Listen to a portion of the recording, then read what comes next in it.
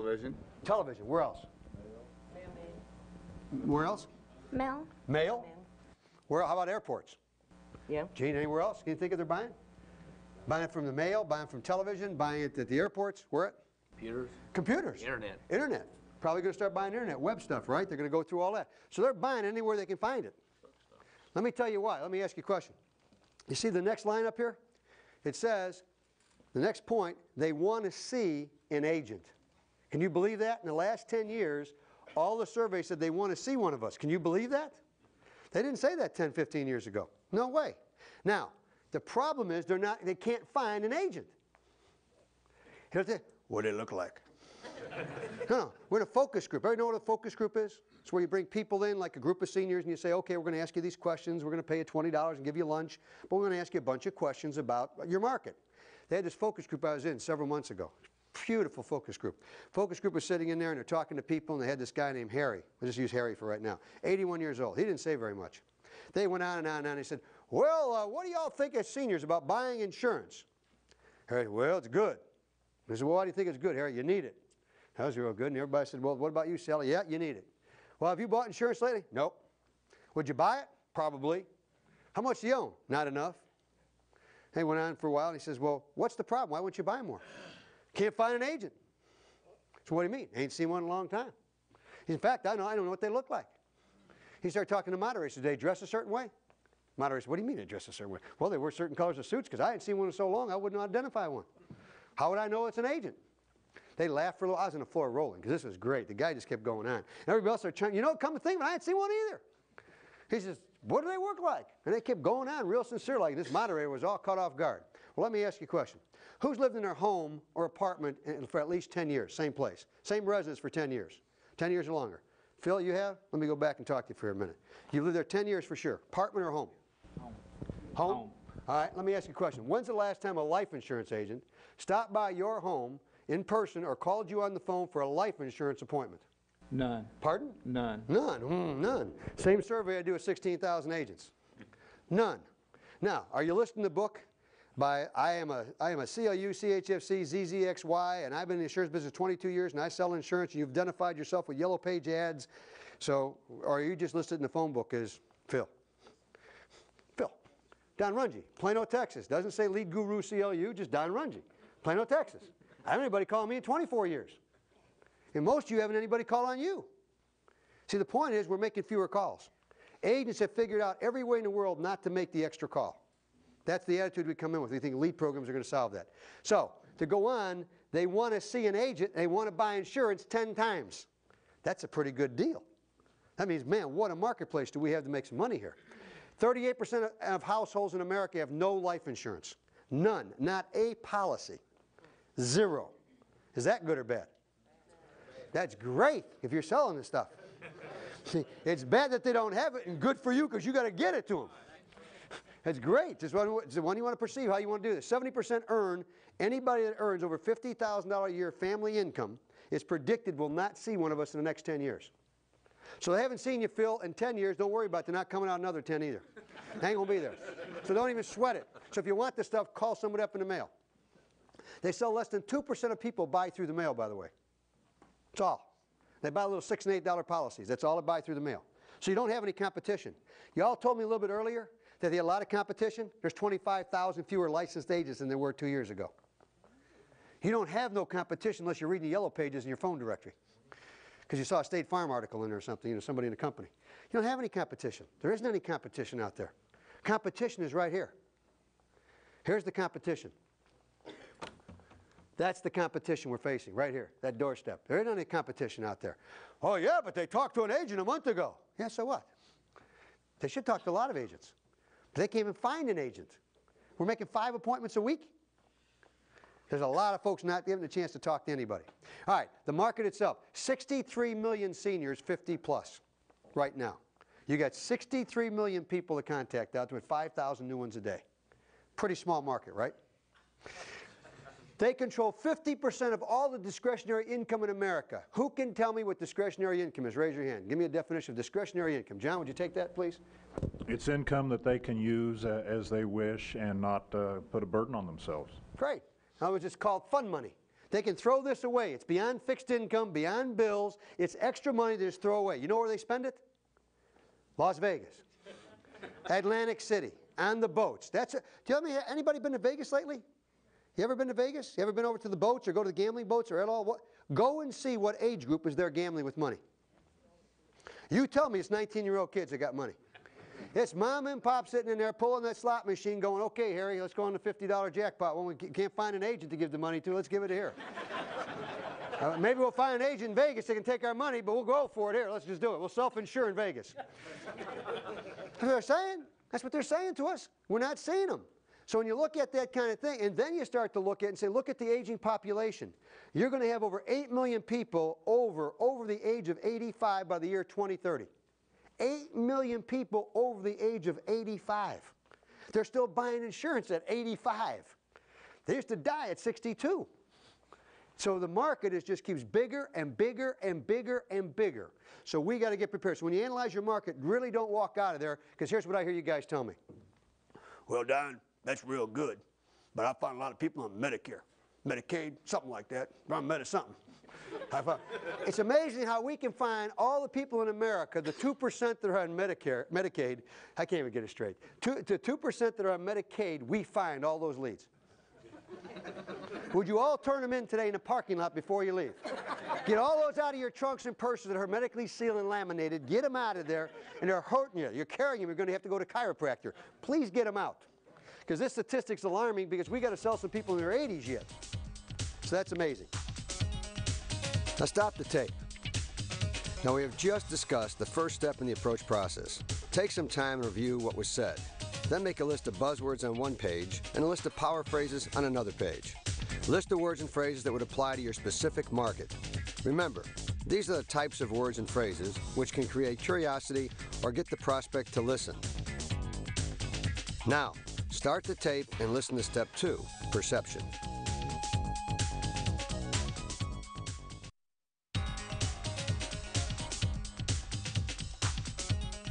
Let's go beyond the analyze section. Let's go into perceive or perception. And when I'm going to lay into that, let me tell you why. The perception we have is this. We think that a lot of the seniors are in a position where all they're doing, the people that have money, are going to estate planners. Let me dispel you that. These statistics say top 10% of your market, they have attorneys and planners. The bottom 15% have limited resources. Some of those people might be on Medicaid. Has anybody ever sold anybody on Medicaid? Raise your hand. Has anybody ever sold anybody on Medicaid? I have. They can afford $25 or $30 a month for a final expense policy. Believe it or not, they do have money yet. People on Medicaid still have some money. Not saying they're rich, they still got some money. And if they want to buy something bad enough, they find a way to do it. That's your group. But 75% of your entire 63 million population has money, needs help, and wants to talk to you. Now that's a pretty good number. That's a pretty good number. But then why do we have problems? Well, because we perceive that we have problems. We have a perception problem that comes in this preparation stage. We start to have this because what you hear is what you say. That's a true saying. And what you say is what you start to believe. So I walk into Lee and say, you know, Lee, these leads are no good. And Lee's a brand new agent in the office. He goes, well, yeah, they're not. Bob Holly, I've been around here a year. I'm a pro. These leads are no good. Why not? None of them have any money in that area. Pretty Lee gets leads with that zip code. He goes, you know, I heard there's no money in that area. And he goes out there, calls on the first guy and says, I have no money. Well, that area has no money, man. Those leads are bad. The leads are bad. Now, you do that 3 times, that's law. You heard 3 agents say the same thing, it's a law. Remember, if 3 of you go on break together today, we have to break it up if it's 3 guys, because you're already going to change the world immediately. 2 ladies go out, we got to change it. We can't let 2 ladies get together. That's why we're asking you to break in separate piles out here, because you already create laws very quickly. See, and what ends up happening is we're always looking for a lead. What I want to do now is take a quick stop, and what I want you to do is I want you to take a quick quiz with me. I just want you to walk through and do a quiz, and I'm going to call this a lead IQ quiz. So I want you to go through the quiz, and we'll give you a handout here in a second. What I want to do is we're going to stop the tape, and I want to just take a minute and let you take this quiz real fast, and we're going to review it, if you would. Cindy, can we get some help?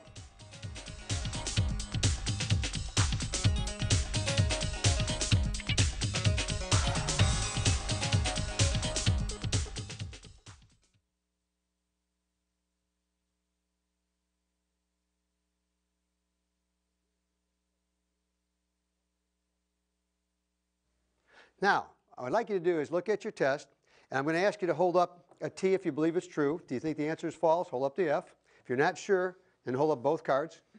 That way we'll cover all the areas for you. And what I'd like you to do is actually read the question, if you would, out loud when I call on you, and then let's go from there and come up with the answer. Now, this is a great perception quiz. So let's start with Ron. Go ahead, Ron, you take the first one. Leads are guaranteed sales. False. Everybody raise up the false one. Who's got false? Who says true? Aha! Good man. Oh, we'll come back. We got two here. Boy, you guys are going to be in deep trouble here. Fred, why do you say true? I either sell them or they sell me on the possibility that they're not going to buy. Ooh. Chris, what do you think about that? You agree with that? No, I don't agree with that. What would you tell them to disagree? I mean, you either sell them or you didn't do your job. Okay, not sure about that. Pam? I say it's false Why? because it's not guaranteed every time that you're going to make a sale. Okay, here's what you said. Think about this. Leads are guaranteed sales. First of all, leads are not sales. Leads are leads and sales are sales. Two different things. Leads got nothing to do with the sale.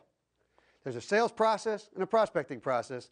The only way they come together is you getting across that door, then it becomes a sales process. Till I get inside this door, it's a lead. When I get inside this door, I now get a chance to sell. And there's no guarantee. Guru is not ready. There's no guarantee because I have a lead, I'm going to get a sale. So don't get yourself trapped in it. A lead's a lead. It can become a sale, but every lead is not a sale. All right, so keep that. It's important. Because if you take a lead card out there and run out there and say, well, I didn't sell them, it's a bad lead. No. Wrong timing, poor approach, try again. Doesn't mean you can't go back. Okay, good one. Let's take number 2. The one I got stuck on. Oh. A good lead should result in a good appointment. False. False. Somebody say false. Let's put the F's up. False. How many say true? Aha. Why? Yes, Charlotte. Well, if you got a good lead, a good prospect, you should make the sale. And that's a good appointment. Aha. Who said false again? I mean false? Let's let somebody challenge that. Who said false? Jack. I believe it depends on the person working the lead there's no such thing as a good lead except for the fact that you got one in your hand in the first place. But All right, let's think about that. Well, all I changed in that question was what? A good lead should result in a good appointment. For that to be true, you have to define what a good lead is. Now, let me ask you a question. What's a good lead? Somebody give me a definition of a good lead. Anybody want to help me here, chat? Name, address. Name and address. Everybody agreed a good lead's name and address? How many say true on that? Hold up your true card. Name and address is a good lead. How many say false or out of their mind? I love that. No, wait, a little hesitation.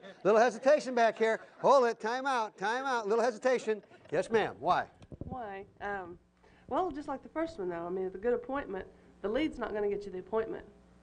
The lead's going to give you a name to call. Oh, I'm sorry. Go ahead. The lead's going to give you a name to call, see at the door, place to go. The appointment's still up to you. Ooh. All right. Now, good point. A good lead, in order for this one to be true, everybody would have to agree what a good lead is. What's a good lead? It varies by everybody else in the world. Everybody's got a different opinion about what a good lead is, depending whether you sold them or got in. See, if I took a lead and it was the worst lead in the whole world for somebody else, anybody see the movie Glengarry Glen Ross?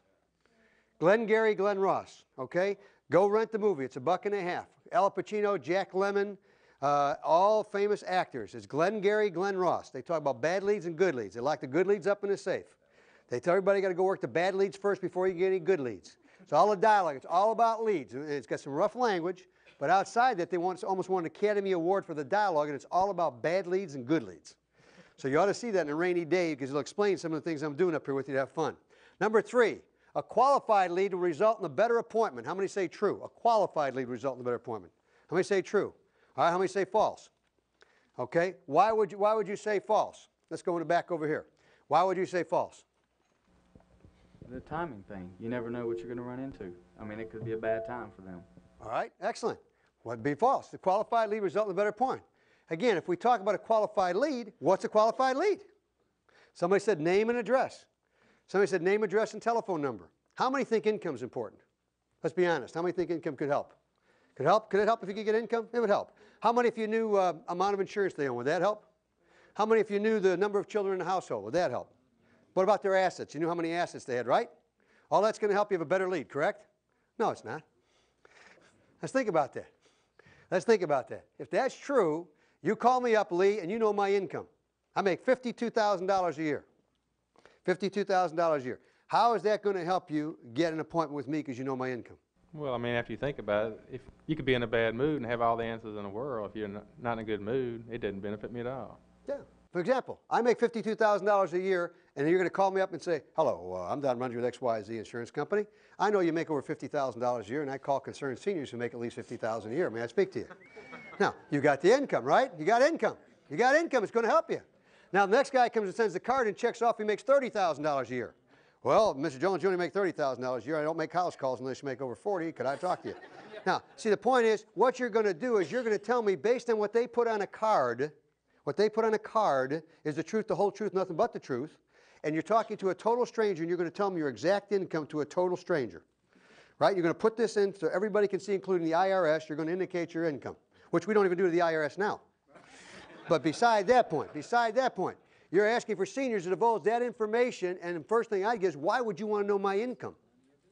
What is it your business to have personal? That's like saying to me, how's your health? You're not my gynecologist or podiatrist or somebody. Well, you know my health over telephone. Well, you're going to ask somebody a health question. You're not a doctor. You're not a medical physician. That's the kind of stuff that people, the minute they hear that, they go, I'm not going to talk to you. That's it. I smell something here. We're not going further. Now the phone goes down, door shuts. Uh-oh, caution. That's what they told me about. Don't trust anybody like that. So you start asking those kind of probing questions, you earn that right. You earn that right when you get on the other side of this door.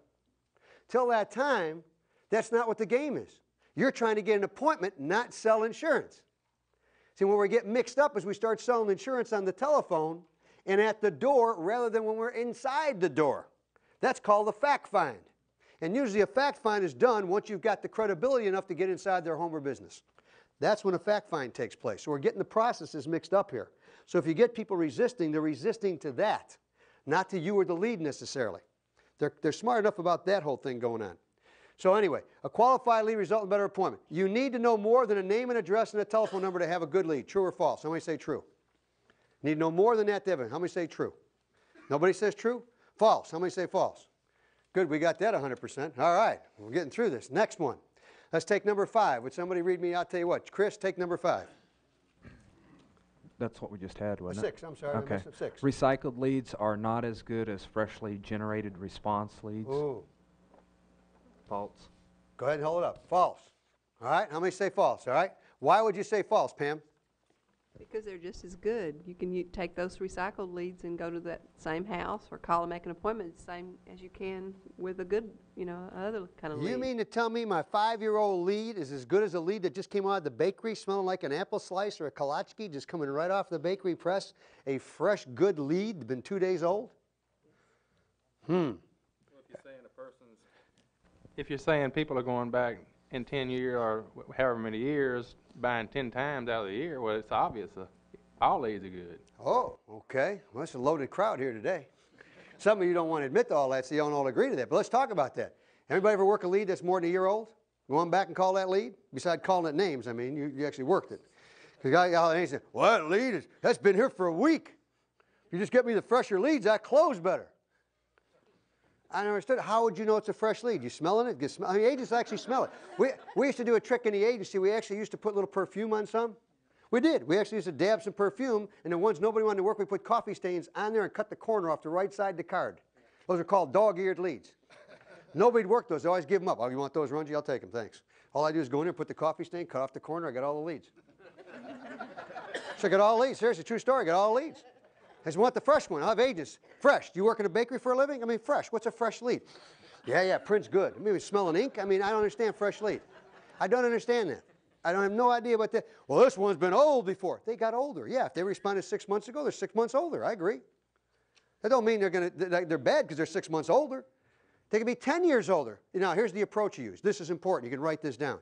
If they go out, if you'll try this one line I keep trying to tell people, it's the greatest line I ever came across.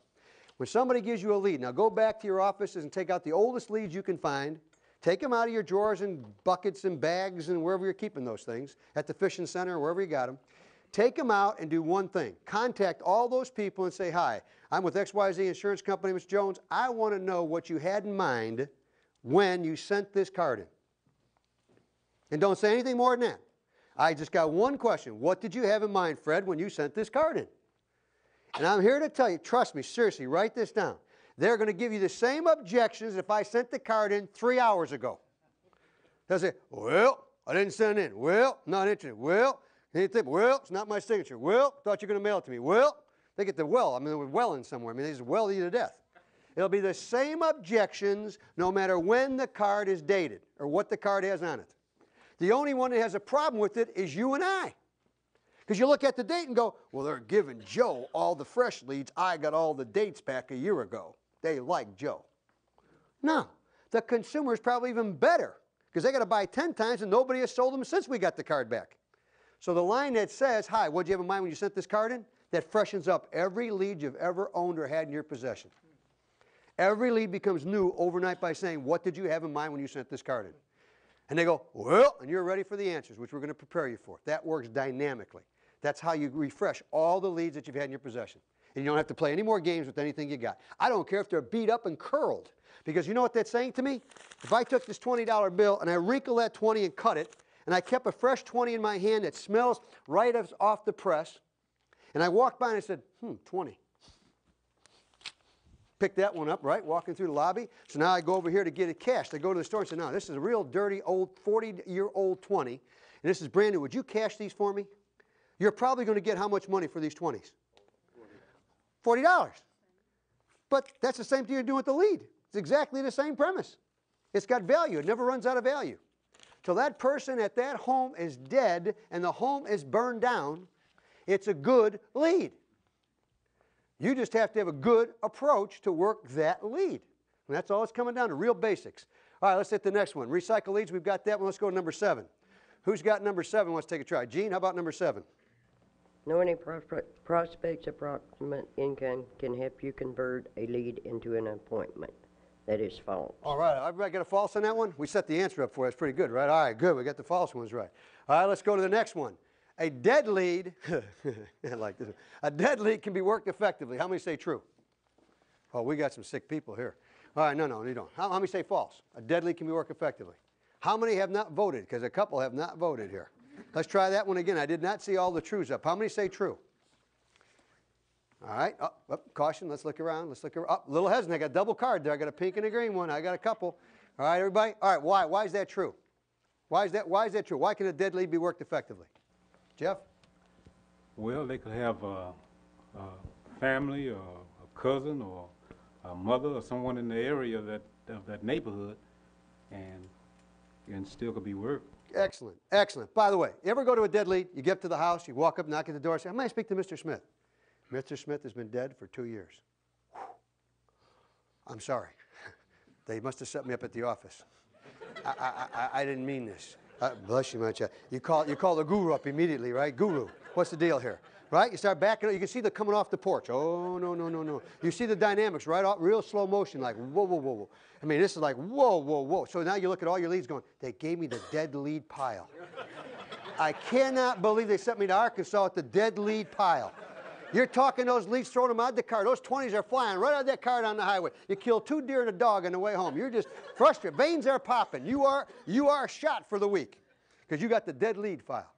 What was amazing, you drove all 2.5 miles with your air conditioner on and your gas. And you got to the door and you said hello, and a live human being opened the door, and you get, he's dead, but you're alive. I only talk to dead. I'm leaving. I only talk to dead people. It's amazing. We got so much control and preparation. We just walk away. Well, you told me you understood the senior market. Do you know if there's 2 people living, obviously, husband and wife, and let's say that the husband dies. The spouse, more than likely, is not going to change the name in the phone book. She'll have it in her husband's name. Do you believe that? My mom outlives my dad. George Runge Sr. will still stay in that phone book in Wiggins, Mississippi. I'll guarantee you that. And she'll sign his name at times. Why? Why? Because she loved him. She loved him what else?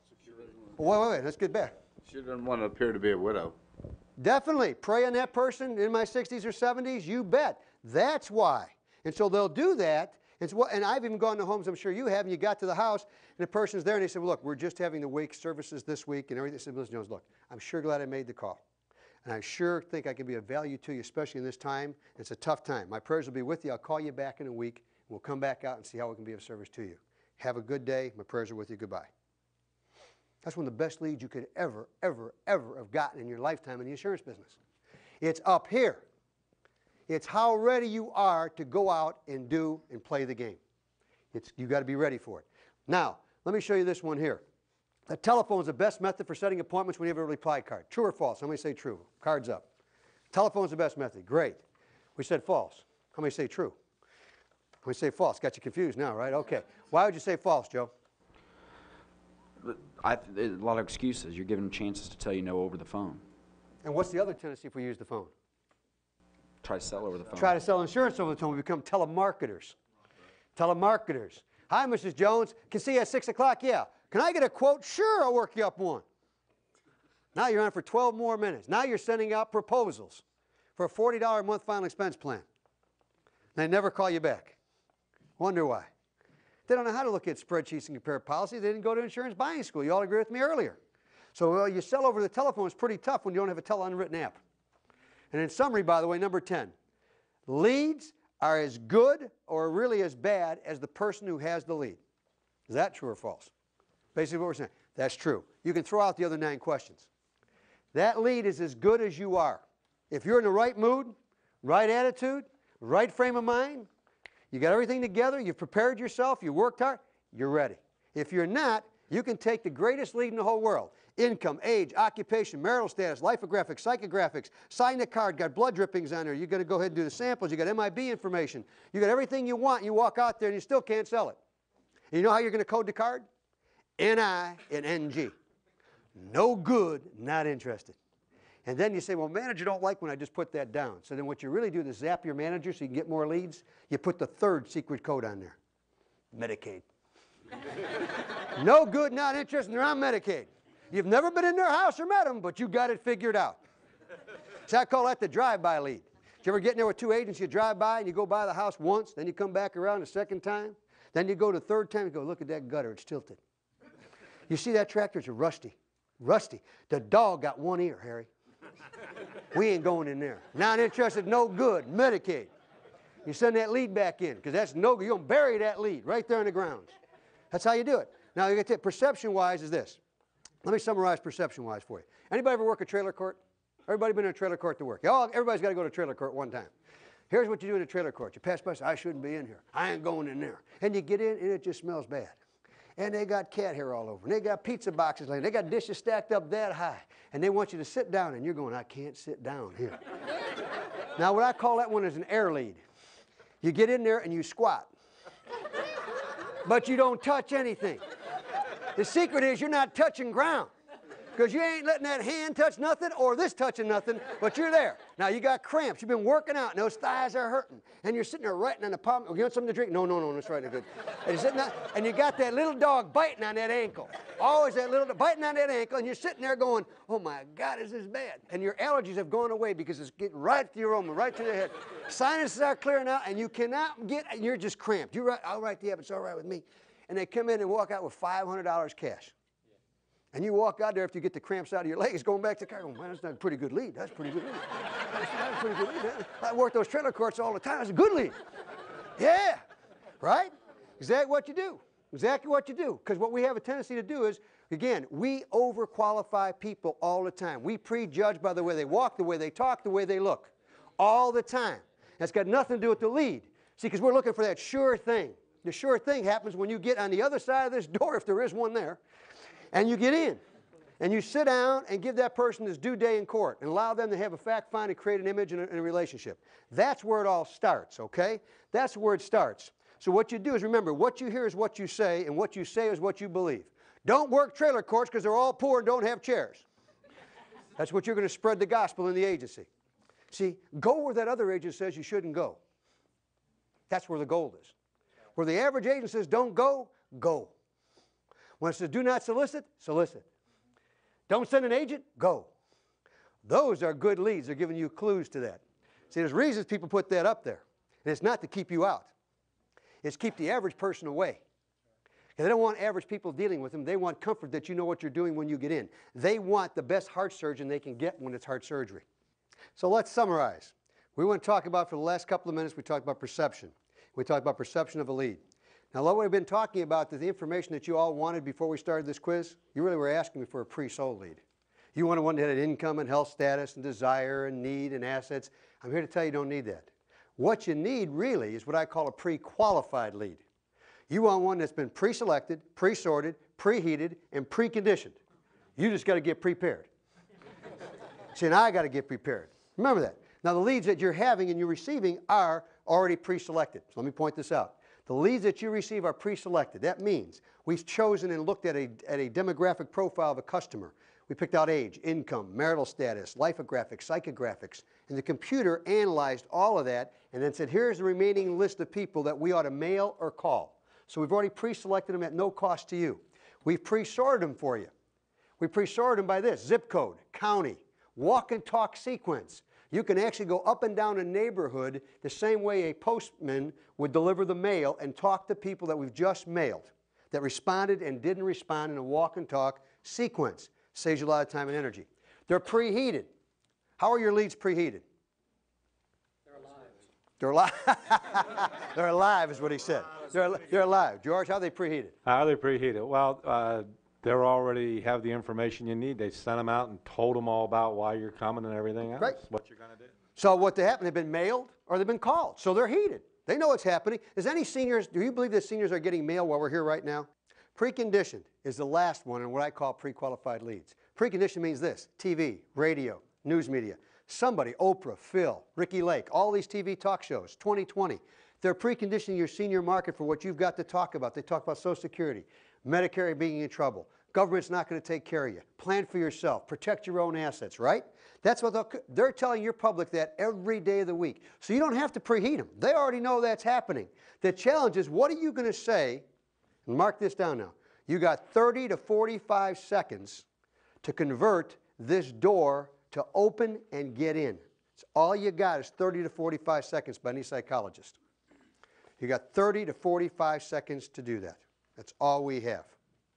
Okay? That's all we have. So what that means is we've got to be really prepared if we're going to make that contact. You've got to erase those false perceptions, write out what you're going to say, practice, rehearse, and drill until you got it down to 30 to 45 seconds to create an interest in a person who wants to let you in to see you, whether you use the telephone or you go to the front door. You got to make it easy for them, soft for them, and don't make it complicated, and talk about insurance as a rule. If you keep those guidelines in mind, the clock will work in your favor. But just think of yourself. Let's say somebody calls you up on the telephone, and you're just watching your favorite program, or you're ready to step in the shower and say, "Hi, I'm so-and-so calling from XYZ Insurance Company. Hey, I'm busy, bye." Doesn't make it a bad lead, bad timing. So what I'm telling you is, when you work a lead, you've got a lot of 30-second spots you ought to go back on and try again. You can call people up today and they'll tell you, "Ron, I'm not interested, don't bother me, I don't like insurance," boom. You call them back tomorrow and they're happy campers. It's amazing. You can have them slam the phone down, JD, go out in person an hour later and they say, "Yeah, come on in." And you go, wait, time out. You got a brother? No, why? I'm just checking. I'll come in. Seriously, I even had a guy one time tell me the story. It was actually a story I heard. He said, I went out in the call, and the guy walked up the front, came to the front door and says, "I'm so-and-so from an insurance company." He said, "Look, get off my porch." Guy went and got a gun. Guy took off, was going to the car. He said, guy got real serious about this. He said, "I thought about that for a second." So he had a new agent in the car. He didn't tell the come in yet. He was sitting in the car. I said, "What happened?" He says, No, the guy's a little upset. The agent says, "I noticed." So he said, "I'll tell you what I'm going to do. Stay in the car here a minute." He gets out. He goes around the back door. Knocks at the back door. Guy comes to the back door and says, "What do you want?" He says, I hope you didn't have a bad day like the guy I just saw in the front door." True story, I suppose. Guy got in and sold him. Now, I don't think I'm that good to do that. But I'm here to tell you, but there is something up here about attitude. There's something about perception. Everybody can have a bad 30 or 45 seconds. Don't give up on the lead too easily. Okay? So the perception side to this is a lot to it. Now stop the tape. Now you just completed the second step in the approach process. As you take some time to complete your notes for this section, keep in mind that there isn't any bad leads, just bad timing or possibly a bad or ill-prepared appointment approach. Now start the tape and listen to step 3, predetermined.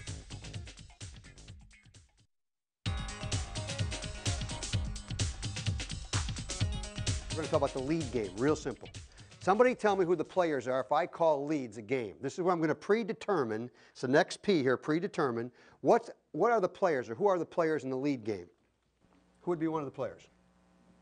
We're going to name Seniors. Seniors could be the prospects, right? Right. Yeah. That's one of the players. Another one would be the agent, right, or the salesperson. That's it. That's how simple this game is. Did you ever think about how simple this game is? We complicate this whole thing. There's an offense and a defense, right? Who do you think is going to be on the offense? We're on the offense. Should be, right? We should be. Now, I'm not sure we always are, but we should be on the offense. Why should we be on the offense, Charlotte? Why do you think we ought to be on the offense in using that terminology? No, you're supposed to be in control. Supposed to be in control. We went to the schools, right? We went to new school, old school, training school, lead school, this school, that school, licensing school. They haven't gone to any school. They're sitting at home going, well, Millie, what do you think? I don't know. They don't. How many have ever gone to a household and you could swear that those people actually went out last night and spent 3 hours role playing before you got there? They said, Millie, let's call up the senior center and get a lot of good objections. Because Ellen's coming in here and we want to seem really intelligent when they come in.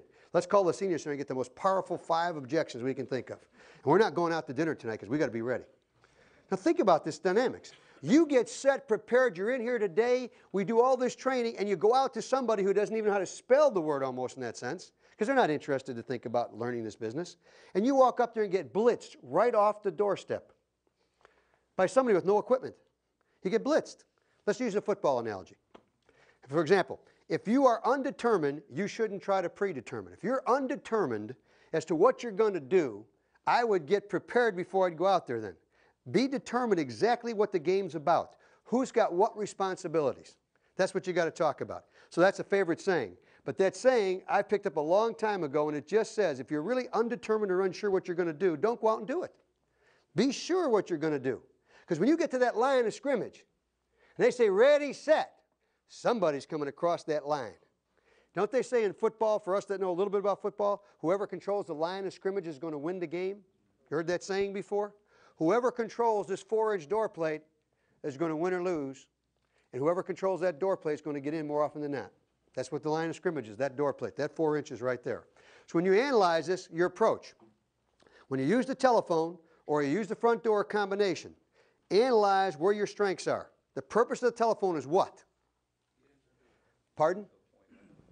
To get into the door. Get into, nothing more. Don't pre-qualify me. Don't try to find reasons not to sell me. Don't try to find reasons not to see me. If I'm totally uninsurable, I am a good prospect because they know people who are insurable. They got kids in their 50s that would be insurable. They'd like everybody to have what you offer because they can't have it. Plus, do you all sell annuities?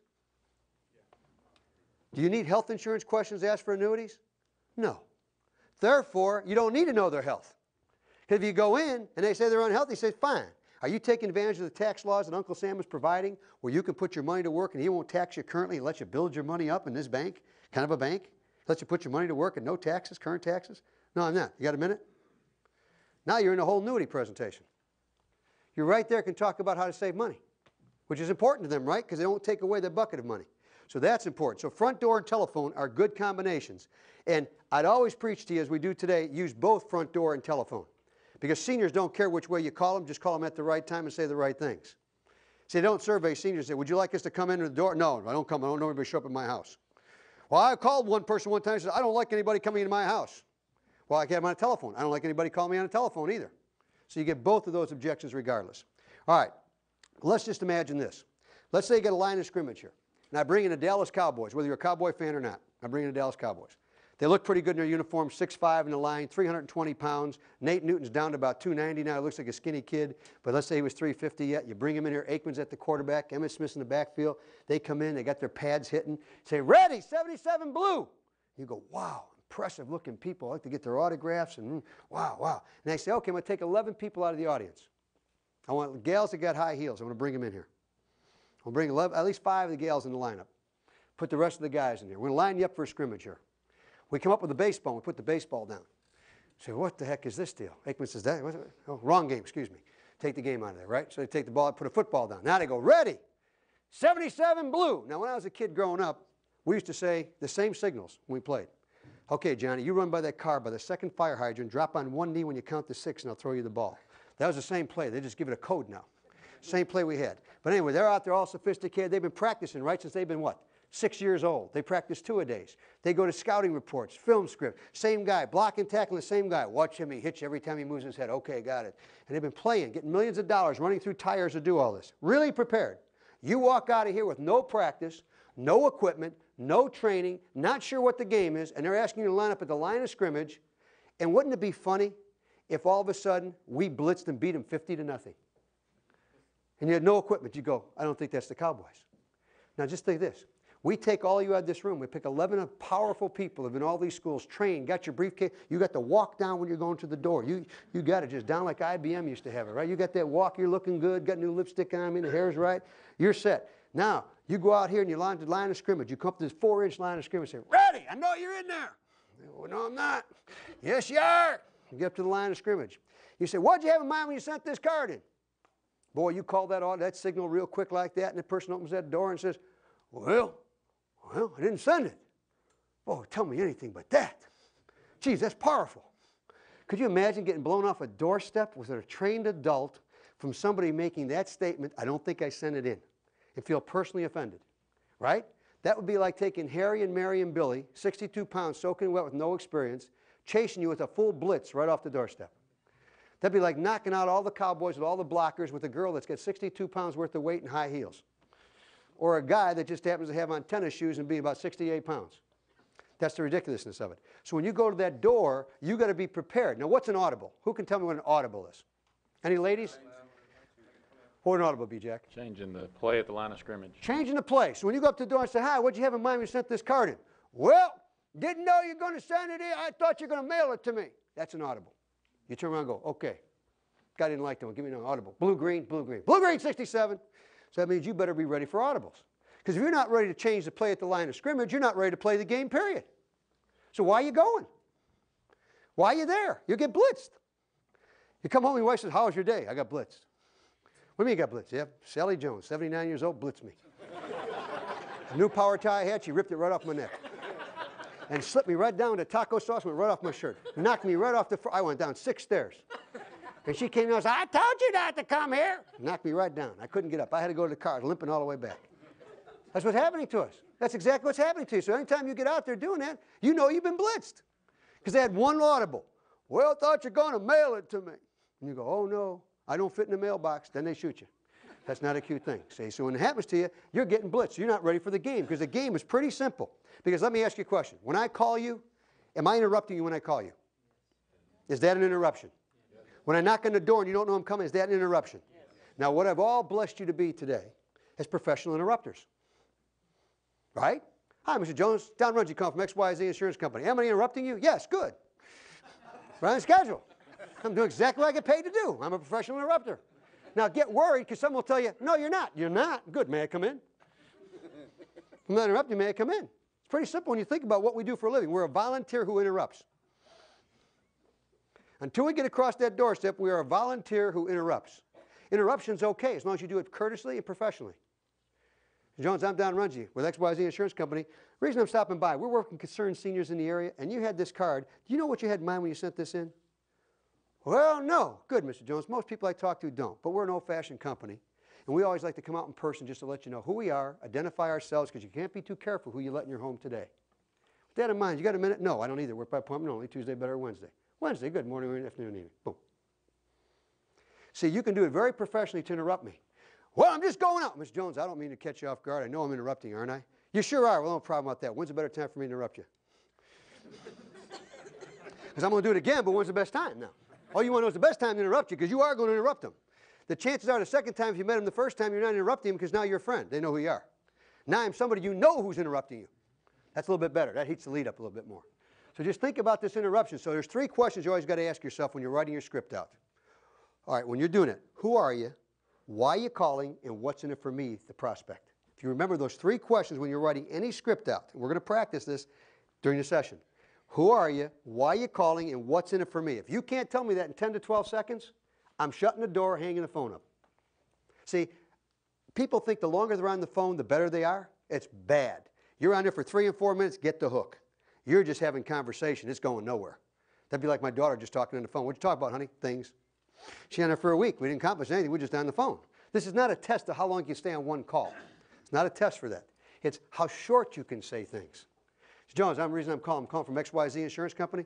Do you have a minute to talk? No, I don't. I don't either, Mr. Jones. I work by appointment only, but I'm going to be seeing other concerned seniors in the area this week. I want to stop by and get your questions answered. Since you sent a card in, we give you priority. Oh, send a card. Don't worry about it, Mr. Jones. Card's probably 2-3 weeks old because we've been inundated with requests. We'll be out there to take care of you, and I just want you to take a look and get your questions answered because we think we owe it to you as a senior. Thank you very much. Talk to you next week. You can make up all kinds of neat little things to talk about this when we go back in, okay? And we've got that, so that's good. So telephone, what are the advantages of telephone? Some great advantages. You don't have to drive, right? That's almost a disadvantage. Saves gasoline. Well, gasoline don't cost too much if you're going out to see 10 people. But if you drive 50 miles to see one, you might have a point. Can't pre-qualify. That's the problem. We overqualify using the telephone. Oh, let me ask you a question. Do you want to buy? How's your health? You got some good health, huh? Got hard hearing, no, huh? Okay, got that one down. Any other problem? All of a sudden, we're into this doctor relationship, right? Now, preset appointments. That's a great way to do this because you can preset some appointments. You can build your scheme around. Contact a lot of people quickly. Yeah, you can go, hello, goodbye, hello, goodbye, hello, goodbye. Talk to answering machines, right? If all you use the telephone is, you're in trouble. Let me tell you why. 60% of all the phone numbers in California are unlisted. 40% across the nation are now unlisted. Now put call waiting and answering machines. You've eliminated a market. We had 63 million. You're starting to slide it way down on what you actually got to work if all you do is use the telephone. I'm not saying don't use the phone.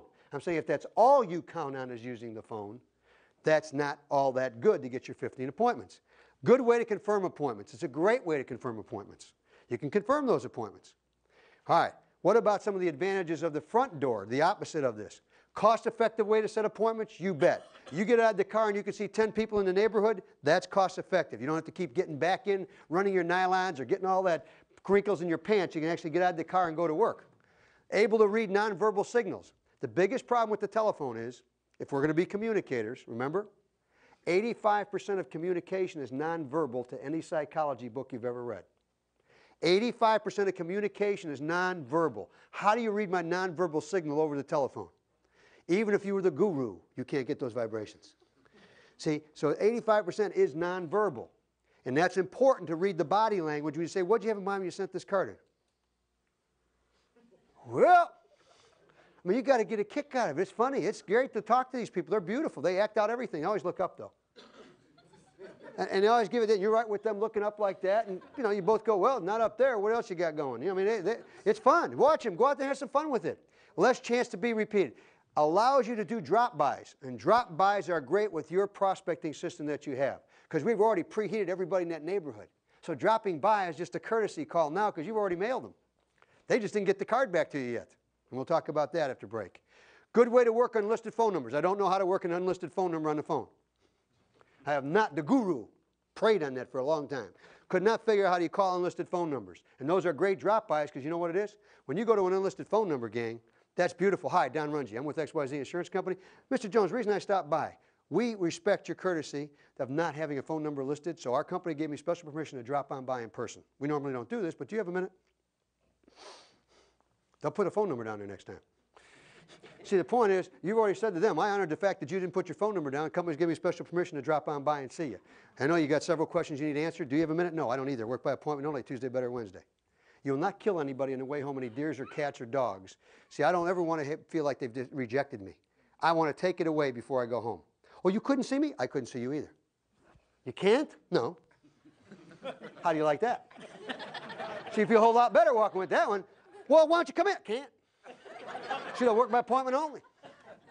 Now, see, what you do is you start to build up your mental game. Because remember, we got to get inside this door. So my point is, if you're only going to crack it open, you tell me, nope. I go, nope, I didn't want to get in anyway. Close it. I'm not coming in. You take it away, they want it. If you push, they push back. You pull, they move. Takeaway is the greatest thing anybody has, that curiosity. And that takeaway is beautiful when you do it. I love to do that. I work by appointment only, Mr. Jones, Tuesday, better Wednesday. Well, Wednesday's okay. I'll see if I can fit that in my schedule. You need a lot of my time? No. Got a lot of questions? No. Good, I'll be back Tuesday. See, reverse the psychology on this whole thing. Reverse the process for them. Communicate to get in. Once you get on the other side, sell. But keep that and focus on that. Okay. Going through the last part of this now, you've only got the 3 people in this game. The lead is not the culprit.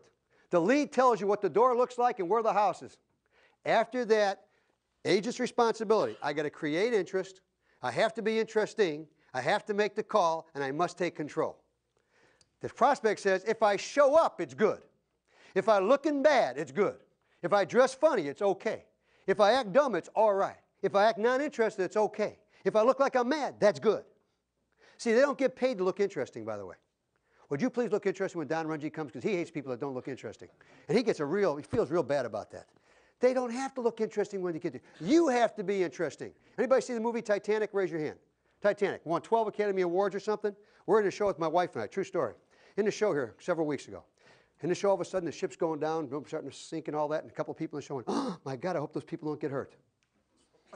And I heard that, and I said, I asked my wife, would you get me the apps? I can write these people. There's no question that the guru can write these people. No question about it. I can handle them. Then I thought about it a little bit further. I said, I'm not selling anymore. I got to think of something else. So I got through this and I said, what a beautiful deal. They thought they're dying. We got a 20-year-old kid in the screen. Well, what a beautiful script. What a great job by the director. He put words in 20 and 22-year-old people's mouths who almost told some people this is happening again. That's how we got to get our lines down. That's how we got to get prepared when you make that 30-second presentation to wrap up. That's how good we got to get. That takes practice. That takes preparation. That says I got to get into this. I got to understand. People don't want to be bored to death. They're bored all their lives. Read the newspaper. They want to commit suicide when you read the newspaper. Have some excitement when you go out there and have some fun. Because there's only 3 people in this triangle. There's the 2 people, rather, and the lead. And this is the only thing stopping you from having a $100,000 a year plus career rather than a $10,000 to $15,000 plus career. It's that 4-inch door plate on that door and our lack of preparation to take control of that doorstep. That's the only things getting in our way. That's it. That's it. Now, when we're going to come back, as we do this, we're going to give you an assignment here. And as when we get back after that assignment, we're going to move into the second phase, which is actually the action phase. We're going to do some role plays. We're actually going to get into this. We're going to do some scripting. You're going to get a chance to go to the door. You get a chance to go to the table. We're going to have some fun after we do the other segment of this. But I want to tell you, so far what we've covered in summary is we've covered the preparation part. The approach, the first 3 letters, APP. That's a good package. I've spent a lot of time on that because I've got to tell you, that part of the program, the perception part, is one of the biggest downers, biggest drawbacks of people in this business working leads. They want the lead to work their job for them. The lead will not do that. The lead must be led. The lead must be led. Okay? Pretend you're walking a dog or a cat. A lead must be led. Okay? So remember that saying. The lead must be led. And the lead is only as good as the person that's got it. So what I'd really like you to do, if you would, take the next few minutes, go in your workbooks, fill out some of the questions in that section that we just talked about, the APP section, and after that we'll get back together. Now stop the tape. Pay close attention to the 3rd step in the approach, which is predetermined. The role of the salesperson, prospect, and the lead in the lead game. Review your notes to make sure that your responsibility is to create interest or make your approach interesting enough that someone, particularly in your market, wants to listen to you for at least 30 to 45 seconds. Now this ends the preparation stage of the approach process. Now if you're prepared to go on, take out one of your leads or appointment scripts you use. This takes you to the second stage, which I refer to as the action stage. Now start the tape and listen to step 4, read.